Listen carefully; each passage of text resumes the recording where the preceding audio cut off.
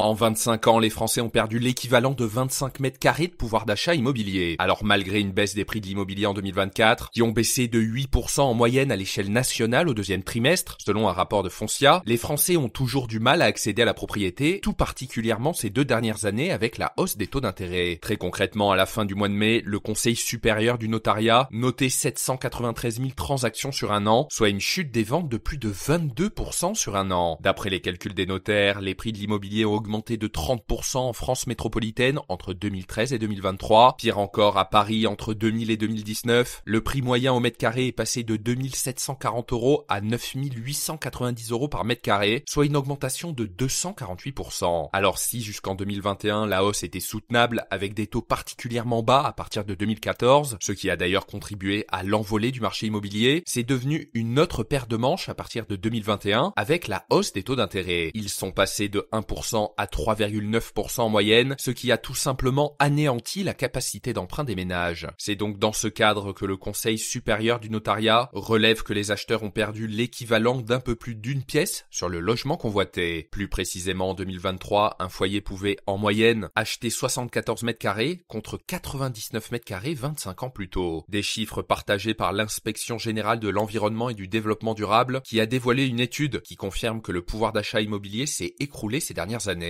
Très concrètement, l'étude révèle que les ménages ont perdu 30% de pouvoir d'achat immobilier par rapport à l'an 2000. Et notez que ce podcast est soutenu par Quorum l'épargne.